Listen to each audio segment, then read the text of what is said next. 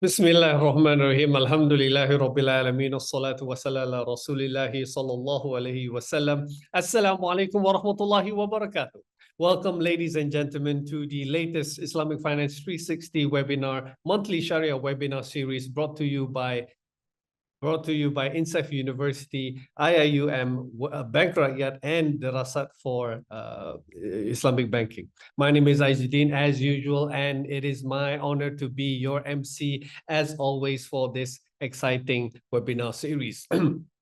Now, ladies and gentlemen, as usual, we have a great topic and a great speaker in line for you today. Today's topic is the banking in the age of AI.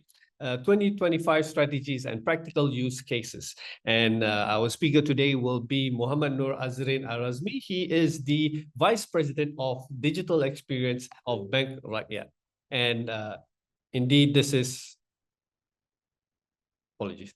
And indeed, this is an exciting topic, but a little bit about the speaker later on, inshallah. Now, ladies and gentlemen, as for your, as usual, if you have, we will have our presentation shortly, and Mr. Azrin will present over about 30 to 40 minutes, and then we will open the floor for Q&A for everyone. Now, if you have any questions, do put in your questions in the Q&A window below, and then we will try, I will try my best to pose the questions within the allotted time, inshallah. Hopefully, this will be an engaging session where we have a lot of back and forth or questions, input from everyone, inshallah. Now, ladies and gentlemen, a bit about Mr. Azrin. He graduated from UNITEN with a degree in finance, and he has worked in 3 banks over the last 15 years. And over these past 15 years, he has been working in different aspects of the industry, including community distribution, including branch management strategy, performance analytics, risk management, and many more. And currently, this is his 3rd year in Bank Rakyat, where he is the Vice President of Digital Experience, where he is in charge of driving Bank Rakyat's digital strategy and innovation, fintech collaboration, digital program and project management, and to promote a digital mindset through change management initiatives across the organization, enhancing Bank Rakyat's customer-centric values and experience. So we have quite a capable speaker for our topic today when it comes to banking in the age of AI in 2025. So without any further ado, I'll pass the floor on to Mr. Azrin. Over to you, sir. Okay, thank you very much, Brother Aizuddin. Assalamualaikum everyone, and warm welcome to all of you. Bismillahirrahmanirrahim. If you have a bit of background sound, because I think Baraya is doing some announcement at the moment, please bear with me. Okay, Bismillah. Rabbi shrah li sadri wa yassir li amri wahlul 'uqdatam min lisani yafqahu qawli. It is great to see so many of you here, the scholars, bankers, students, and everyone. And I would like to begin by thanking the organizers, Bank Rakyat, INCEIF University, International Islamic University Malaysia, and the Rasat for Research and Consulting Islamic Banking, for this valuable platform to discuss the timely topic of banking in the age of AI, 2025 strategies and practical use cases. Also, I would like to give my special thanks to Bank Rakyat leadership team for the trust and support for me to be here in this session representing the bank. A bit of caveat. Now, I am not going to pretend that I have all the answers today, but I hope we can spark some ideas and get us all thinking about what's possible with AI in digital banking. The aim of this sharing is to inspire further research on AI and the related areas of AI, of course. Right, so I think we all know the future is already here. And AI is a massive part of it. It's not just some techie buzzwords, but it's fundamentally changing how we interact with technology and importantly, with each other. So on that note, let me just pull up my slides and let's officially start the session. Can you see my slide now? Awesome. Okay, so for the content of my presentation, first we will try to break it down what AI actually is. No jargons, and I will try to make it relatable to all. And second part, then we'll see how AI is shaking up the banking world with the real life examples or use cases, not just theories lah. And after that, we'll talk about how to make sure AI is used effectively, which is super, super important. And finally, we look at Bank Rakyat strategy for navigating this whole AI thing and how we as an organization thinking about the future. Okay, what is AI? Now, we hear about AI everywhere, yeah, almost every day. But what is it really? To me, it's basically about getting machines to do things that usually need human smarts lah, or human brains. Yeah, think about learning, problem solving, and understanding. So we're talking about teaching machines to think like us, but in a much faster and on a much larger scale, of course. So AI itself is the big picture, right? And there's this machine learning, and machine learning is about teaching the computers through experience, our human experience, like how a child would learn from playing. And then there's this deep learning, even more powerful and advanced, which using neural networks to mimic how our brain works and handling a massive amounts of data and complex patterns. Now, why do we even bother with AI in banking? Why do we need AI? Well, first off, to me, it's about time. We are all busy, right?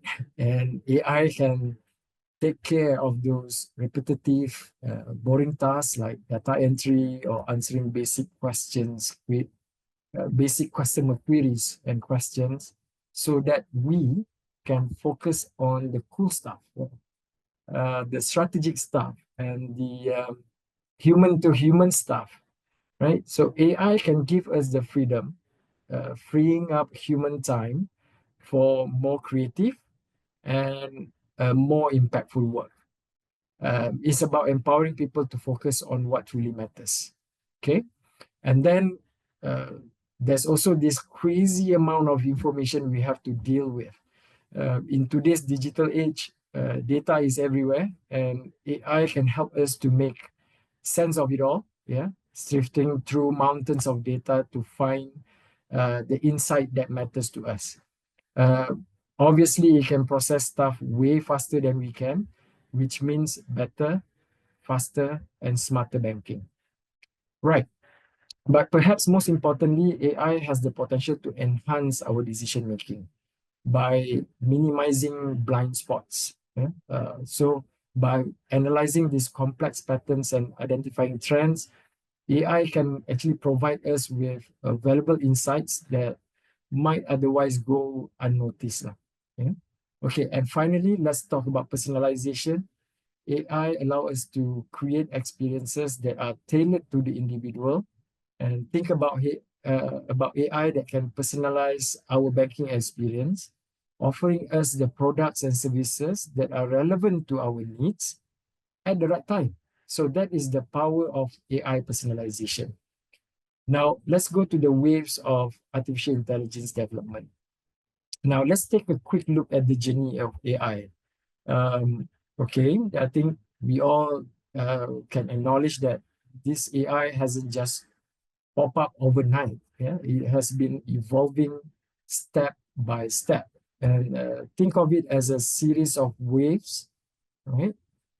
Each one of them bringing something new and exciting for AI users. So the first wave, which really started gaining momentum back in 2010, was predictive AI.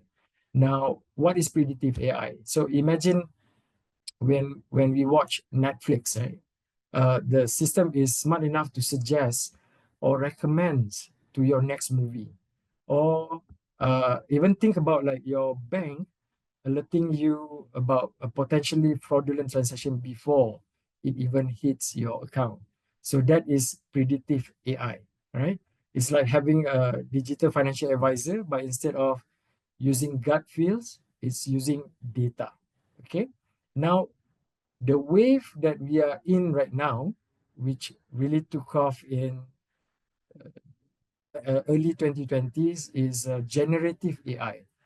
Now, this is where things get really interesting and frankly, uh, honestly, a bit like a science fiction coming to life, right? Think about tools that are already available today, like ChatGPT, Gemini, right? Which all this can generate human-like text or AI that can create a beautiful image or even compose music for us.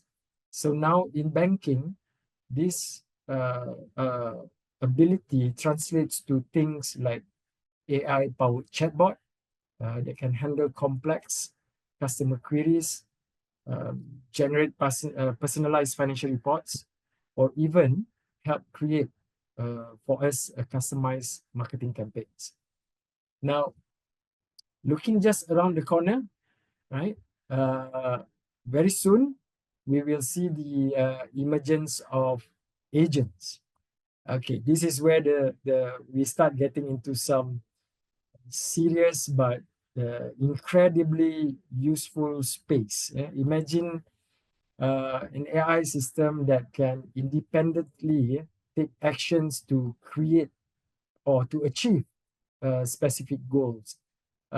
Think of like a digital financial assistant that can only not schedule your bill payments, but even negotiate uh, better profit rates on your behalf.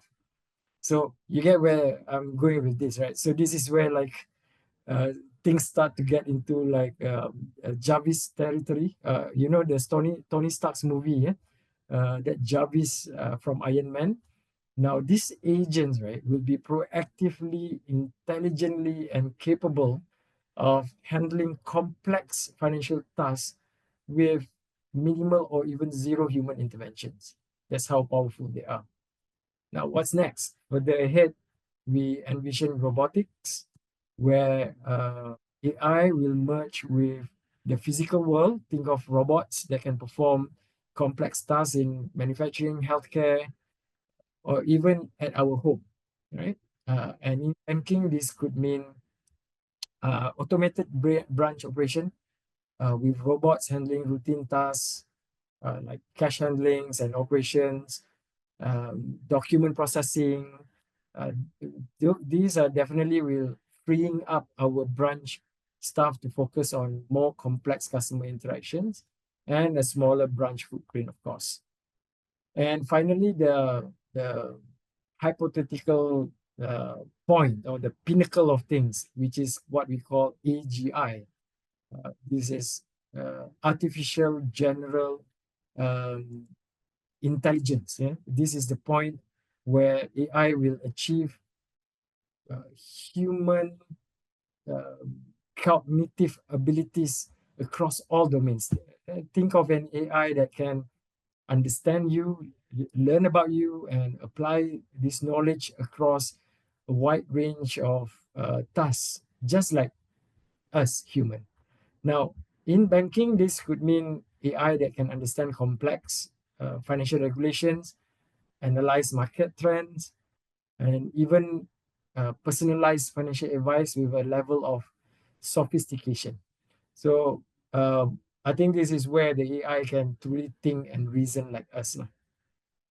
So in a nutshell, so you can see, right, AI is not just a futuristic concept. It's going to become more important in the years and months to come. So it's important for us to appreciate where we are now and where we are heading after this. Okay, next to the next stage. Now, The rise of AI in the banking industry, I think, let's talk about some statistics. We try not to bore you with so much numbers and stats, but we're talking about real transformation here. Look at these numbers. Okay, 81% of banks are already investing in AI. So that's huge. It's like everyone suddenly discovered a superpower. And why? Because AI is proving to be very useful, and it's not slowing down. 77% banks is planning to increase their AI investment in 2025. That's another huge investment that will go to this technology, and I bet everyone sees the potentials and they are going all in. But here's the thing, it's not just about the technology. Okay? 69% of banks also believe that their workforce needs to undergo massive changes because of a potential structure and function transformation in the future. So I think that's very important for us to take note. And it's not just about big banks, because these technologies are becoming more accessible to everyone. These are practical tools that can help us streamline operations, enhance compliance, and even provide convenient services to our customers. So think about the long-term values. One, AI can help us to build a stronger customer trust, right? Number two, AI can help us in training and development, so we can empower our employee performance and organizational, what we call agility, right?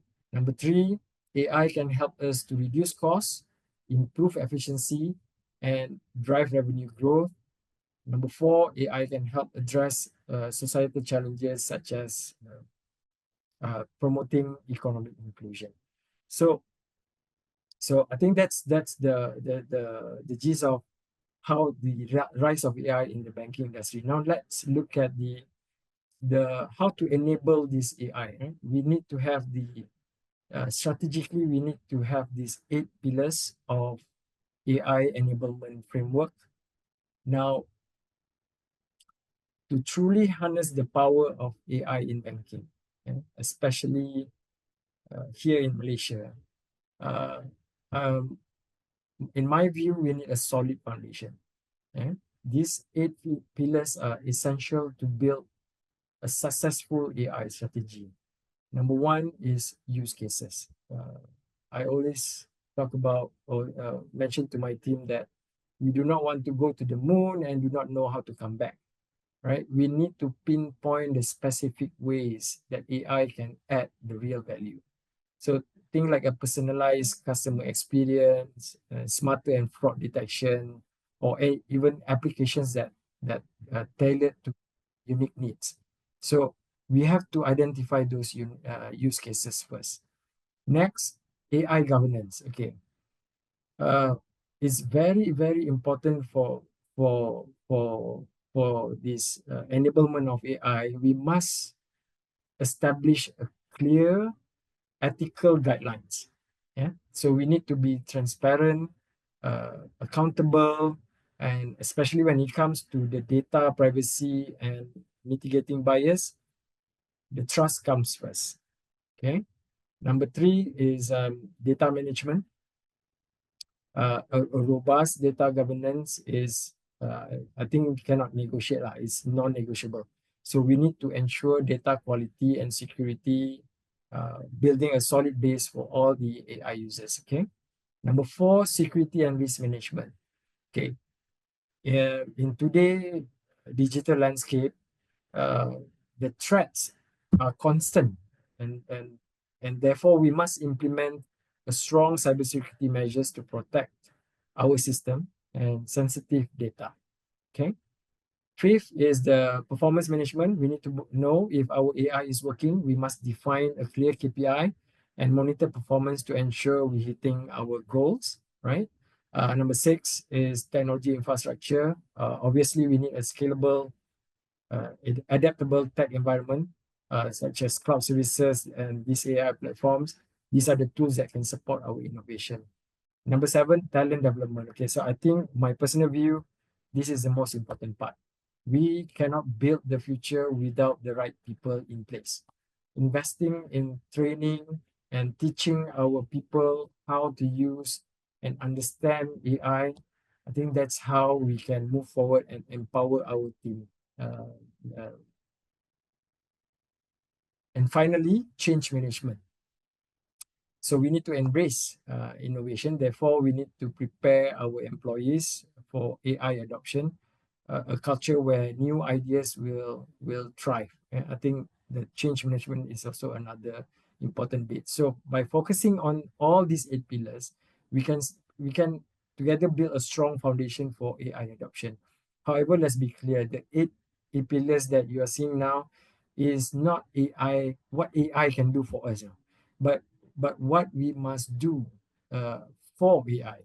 So I think that's the message that I want to put out there for these eight pillars. Now let's look at some of the use cases or things that already in place today by the local banks and also some foreign banks. Let's dive into these some specific areas where AI is already making a real impact in the banking industry. So first we have HSBC. They are using this graph analytics and AI to build a holistic view of customers and the transactions. So this means they are not just looking at individual transactions, but they are mapping out the relationship between the customers, their accounts, and transactions. So this their system connects the internal data and their external data points like public records, social media, and etc. And this has enable them and allow them to detect complex fraud uh, rings or groups and suspicious activities that might be missed by traditional methods. Okay, and then we look at Bank of America, what they call as Erica. Now, Erica is an AI powered assistant that uses natural language processing to assist customers. Um, Tasks like checking balances and tracking spending, making payments, and providing financial insights. So it learns from the user interactions to provide personalized recommendations and advice. Okay, it's Azan time. Should we give it a few minutes for to give Azan? Yeah?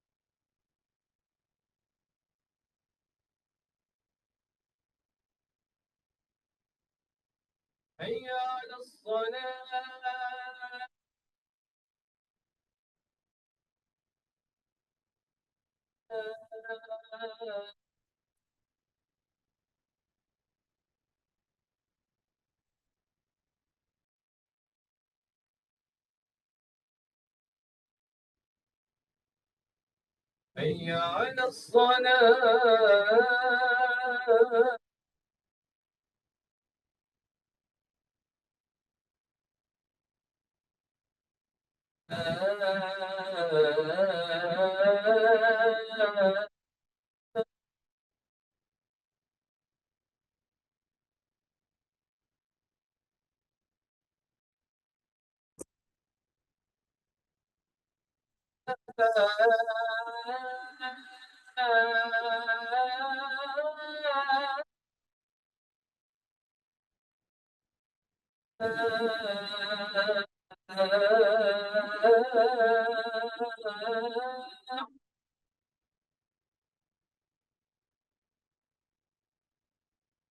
حي على الفلاح.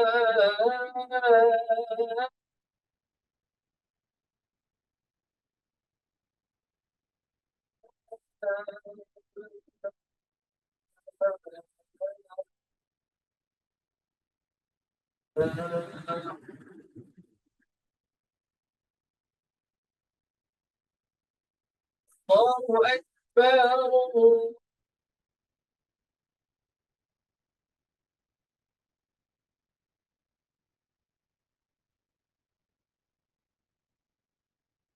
أكبر.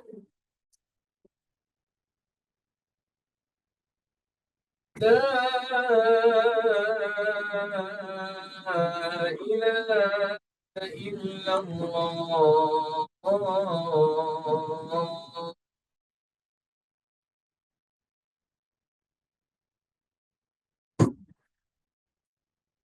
Okay, I will continue with the presentation. I was just saying about DBS, and today I think many local banks are also introducing chatbots and virtual assistants to provide that 24/7 customer support and personalized financial advice. Now, moving on to DBS and Maybank, they are also leveraging AI to assess creditworthiness, especially for the unbanked and underbanked customers, right? So DBS uses AI to analyze their alternative data sources, such as utility bills, mobility payments, and behavioral patterns, right, to determine the creditworthiness. So this allows them to expand access to credit for individuals who may not have a traditional credit history lah. Okay. On the other hand, Maybank also uses machine learning machine learning algorithms that are integrated into their risk management framework. Now, this algorithm analyze the transactional data to identify patterns and predict potential risks. Okay, JP Morgan is using AI to analyze legal documents, saving thousands of hours in manual works lah. So the system called COIN, Contract Intelligence, is an AI-powered tool that analyzes these legal documents, such as credit agreements, and automates all this review with high accuracy, freeing up their legal teams for higher value tasks. And finally, OCBC has just rolled out a Gen AI, a tool to their 30,000 employees globally. And this tool assists them with writing, research, and ideation. And the aim is to boost productivity and improve customer service. Okay, now let's look at next slide. So we have talked about a lot about AI in general, but let's bring it closer to home and talk about what we are doing here in Bank Raya. Okay, now our approach to AI is structured around three key layers. Okay, first is the approach, yeah, embedded AI and off-the-shelf AI. So think of embedded AI as those tailor-made suits, yeah. So it fit for our specific needs. seamlessly integrated into our existing digital platform. Now, off-the-shelf AI pula is, on the other hand, is like grabbing an outfit from a boutique. It's already pre-built, ready to go, and adaptable for dynamic situations. So we're looking at both approach in our strategy. Then we look at why we are using AI. I think that's very important. AI, why is the key to how we're going to design our initiative moving forward. So we are focusing on three key value proposition. Number one, business growth. Number two, to enhance our customer experience. And number three, innovation. Now we want to use AI to make a smarter business decision, drive revenue, and expand our business. We also want to enhance the customer experience by providing personalized services and proactive support. And we also want to build our capacity to innovate, to create new value across all our sectors in Bank Rakyat. Now, in terms of the domain, Bank Rakyat, we have identified 5 strategic areas where AI will create impact across all sectors in the bank. First is the fraud detection and prevention.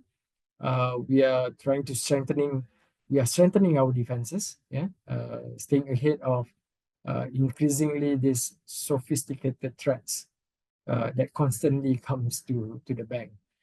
Second is on credit assessment. We are making smarter, more informed credit decisions, expanding opportunities while managing those risks. Third is on the banking customer engagement. Through the AI-driven profiling and analytics, we can gain a deeper understanding of our customers so that we can serve them better. Number 4 is on personalized banking. It's imperative for us to create a tailored experience so that we can understand those individual behavioral personas to provide a truly customer solution. And number 5 is productivity management. As much as we can, we want to automate our processes, optimizing efficiencies in the bank and empowering our team to focus on higher value tasks. So this is why it's important for us in Bank Raya.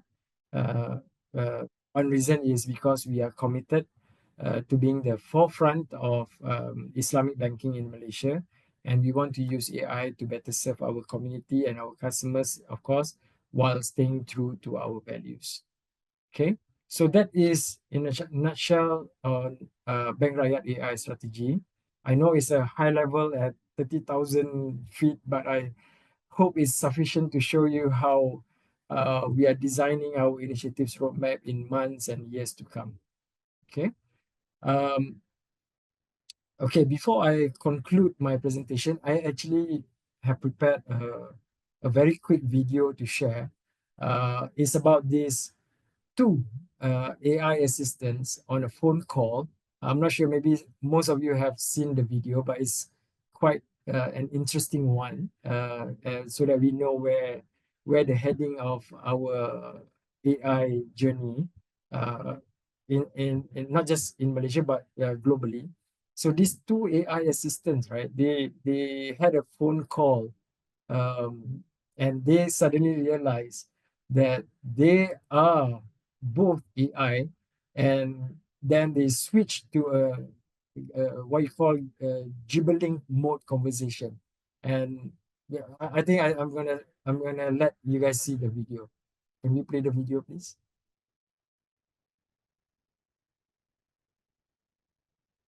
Oh, there's no sounds. Huh? Encik Azma, when you share the video or the slide, can you make sure you tick the box where it says share audio as well? Okay. When you share screen. So stop sharing the screen now.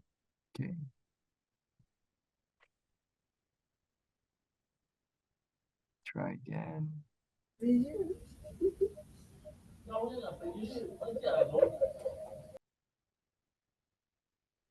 So when you share the screen, there should be a pop-up saying share audio, video audio.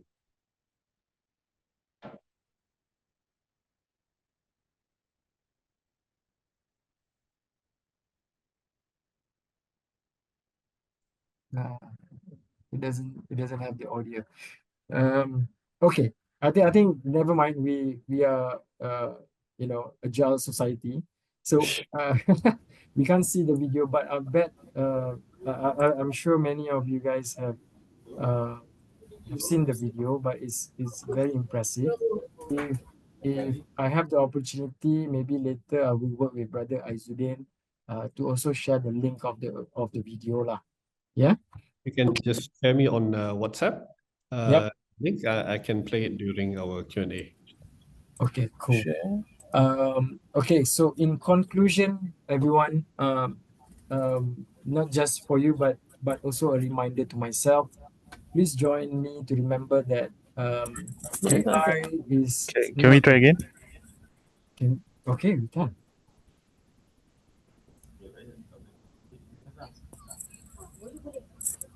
Still no audio. Okay, just share me the link. Yeah. Yeah. On YouTube, and then I'll try from my end. Yeah.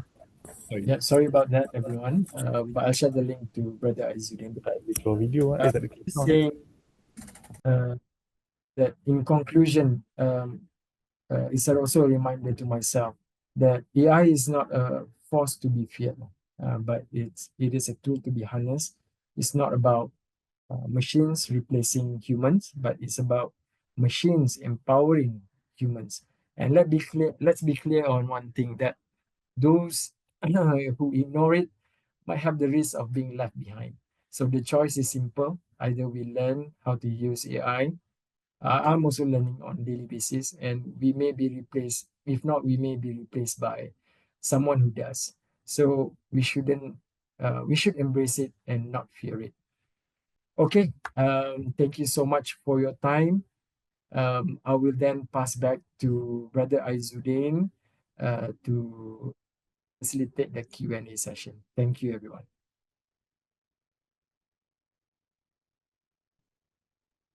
Thank you very much, Brother Azrin, for that very informative and interesting presentation on the impacts of AI, the basics of AI, the impacts of AI, how some banks, including Bank Rakyat, have implemented or used AI in the organizations. So now, ladies and gentlemen, alhamdulillah, we've come to the Q&A session. If I can get the video link, I'll play on my end, inshallah. But if we don't, we'll just try to facilitate the Q&A as much as possible. Now, as mentioned, please do submit your questions in the Q&A window below, and then I will try my best to have all the questions answered to within the allotted time, inshallah. Now, but let me kick things off with the Q&A with a question from myself, if you don't mind, Mr. Azrin. Just now you mentioned a bit about how AI is a new, well, it's relatively new, or at least this part of the generative AI is new. And with any form of new technology, there's always this risk, or there's always this fear of this new technology. And when it comes to banks, the typical questions, especially for those in the older generation, will ask, is my money still safe? Right? There's the security aspect of it. And you touched a bit about this when you mentioned about how the importance of risk management, importance of AI governance. So can you elaborate a little bit more on why establishing a robust AI governance is important for a financial institution like Bank Rakyat? Okay. Thank you, Brother Aizuddin, for that question. I think, yeah, it is imperative or paramount strategy for any banks to embark on AI. Needs to This is how AI optimize.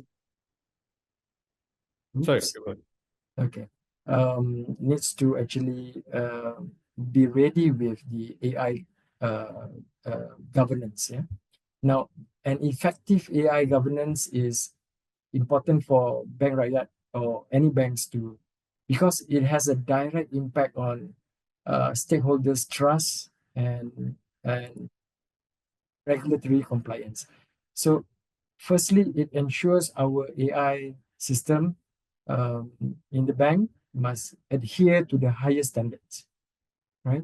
So that we can align with both regulatory mandates and our Sharia principles lah. Kan? Imagine like we are running a busy kitchen. We need to have some rules to make sure everyone in our kitchen cook safely and the food is delicious. So AI governance is like those kitchen rules for our bank lah. Okay? It's about ensuring these AI systems are used fairly and ethically, right? And in the end, my view is always about keeping our customers' data safe. Yeah. And finally, it's super important for everyone in the organization to be on the same page when it comes to governance. So clear rules from the top ensures everyone will be using AI in a consistent way. So I think that's how important it is to have AI governance in moving forward strategy for any banks and Bank Rakyat in particular. Excellent. And you mentioned about data protection, right? So, and you also mentioned previously on the importance of high quality data.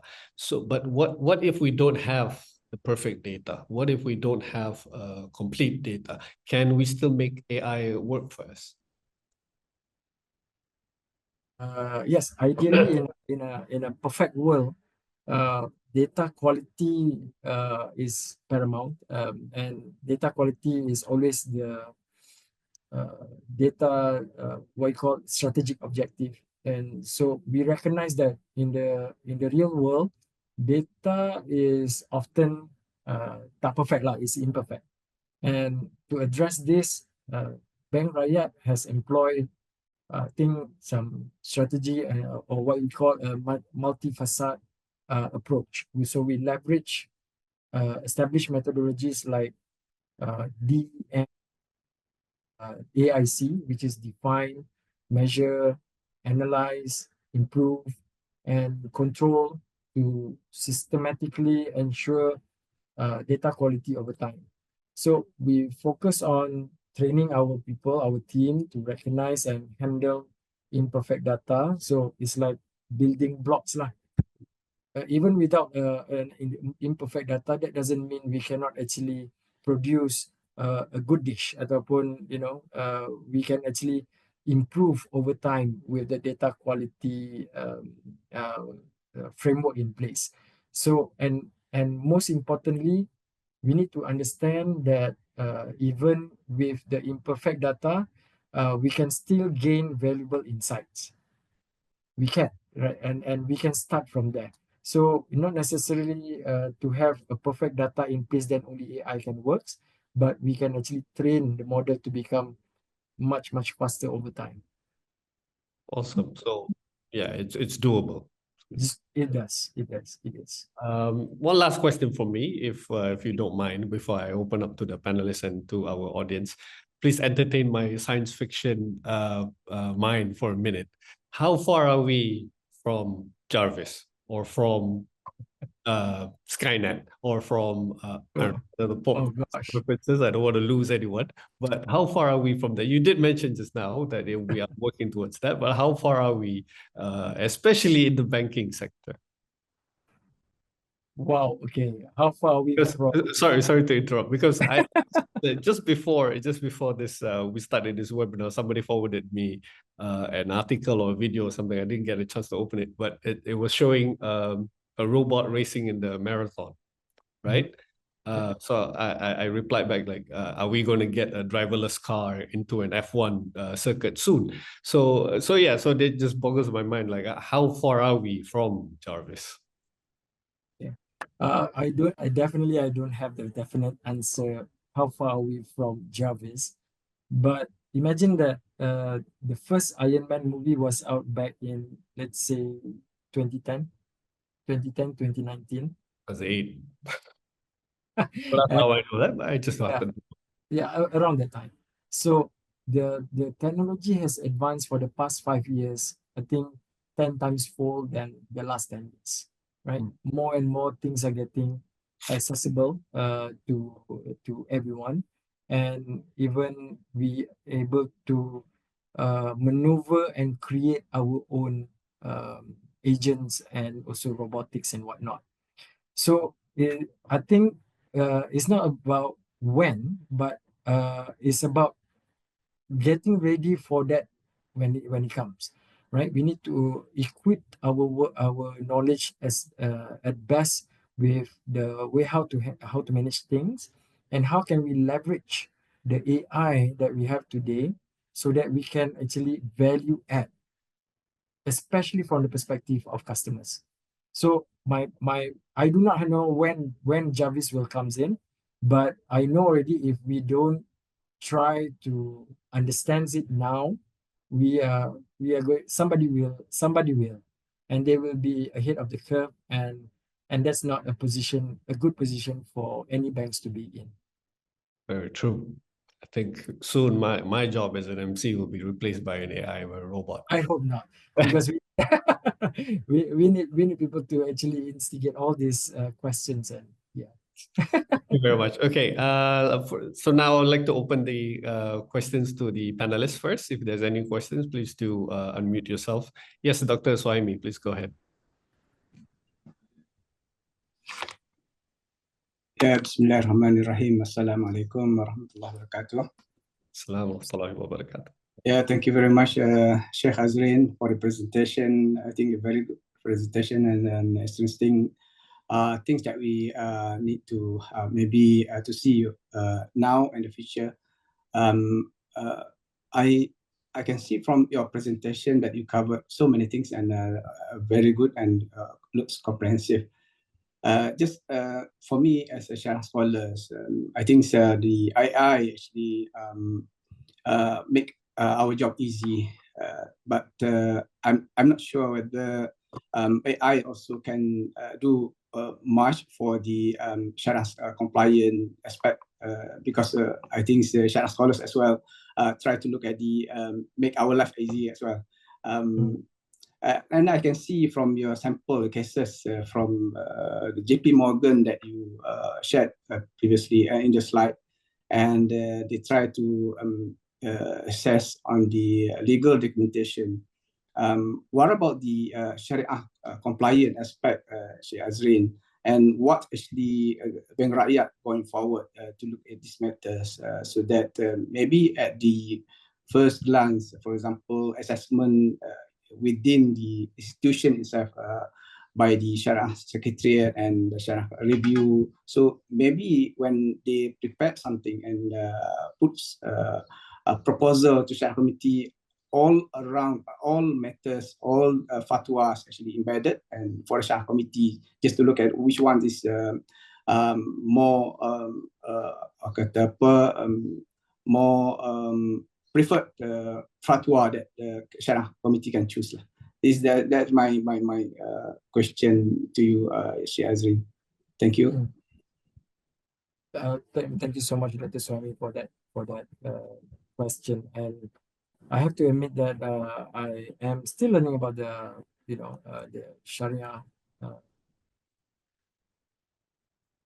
We call the way of how we're going to embed Sharia principles into AI. But what I can confidently say that we have in Bank Rakyat, we always look at doing things ethically and also guided by our Sharia principles. Now, any initiatives that we are we are going with for approval or we want to implement, it is imperative for the paper and the proposal need to be reviewed by our Sharia committee.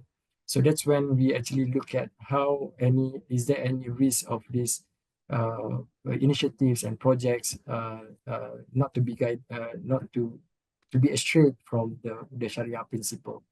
Now, governance is one thing that we are putting in place. So, like I mentioned earlier, that's the paramount of or in the imperative of how we're going to embark on the AI journey, right? Any initiative that we want to come up with, be it chatbot, be it EKYC or AML and whatnot, we definitely have a group of working task force that we work together with Sharia team in Bank Rakyat, and we want to avoid any biasness, and we want to make sure every decision is ethical and follow the Sharia principles.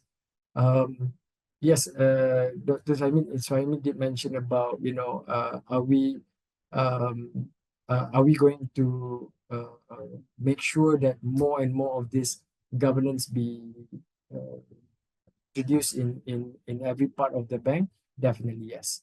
Definitely yes. Because we are still learning about them, and every time we have new things that we have gathered, and we will actually share with the top management of Bank Rakyat as well as the working level. I hope that answers your question, Dr. Suhaimi. Yeah, thank you very much, Azrin. That's, I think, you answered the question. Possible that can I, Azrin, can I just add on a little bit? Yes, please do. Possible. Because AI also maybe for the Sharia compliant matters can reduce not Sharia non-compliant aspect. So this is a very key aspect in the Islamic banking and finance.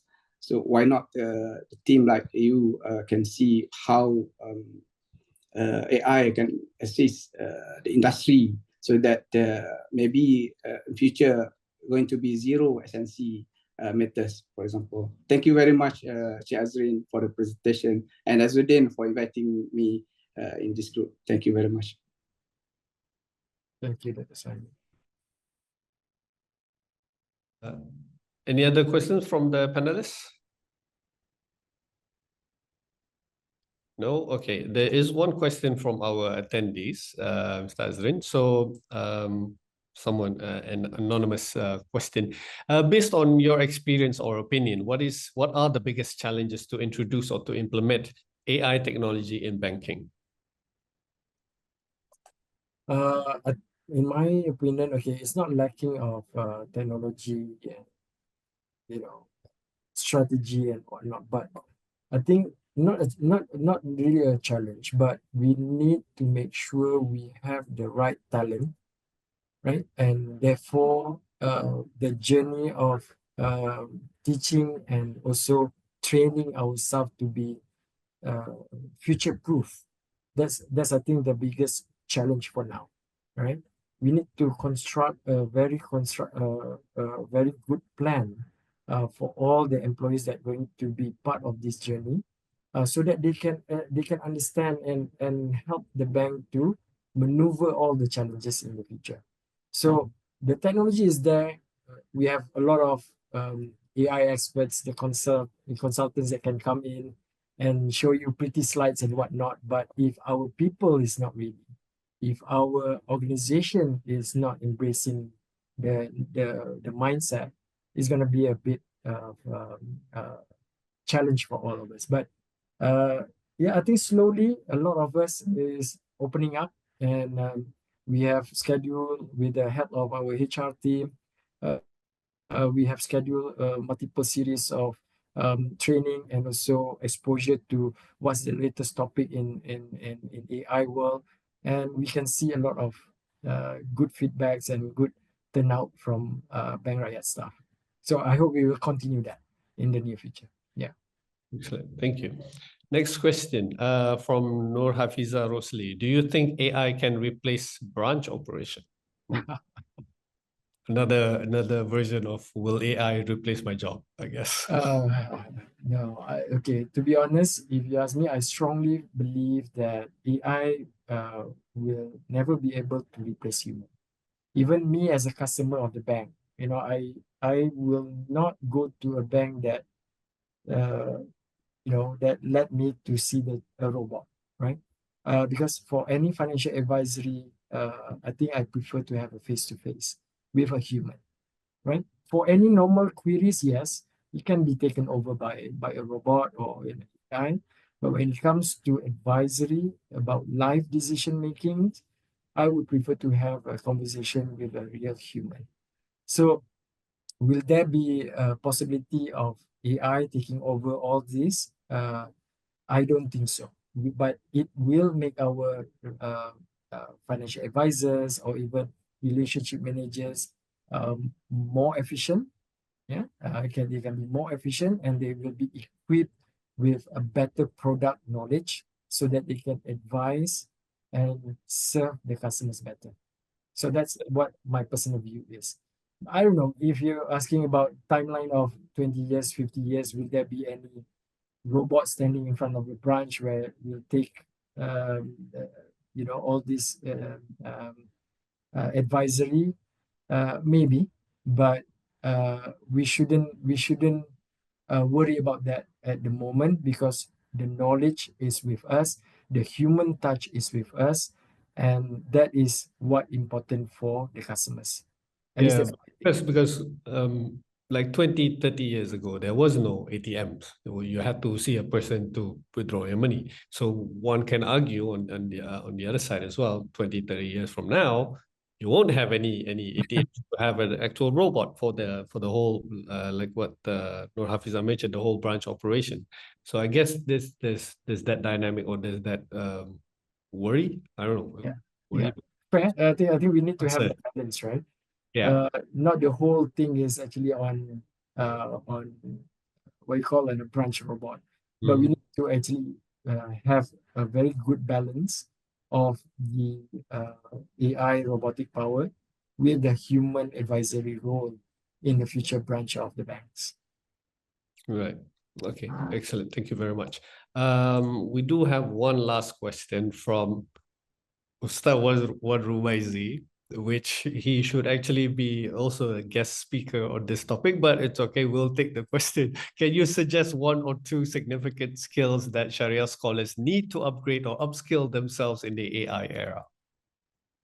Wow. Okay. There's a lot of areas that we can get, but one thing for sure, I am productivity domain because that is some of the basic skill set that we need to have.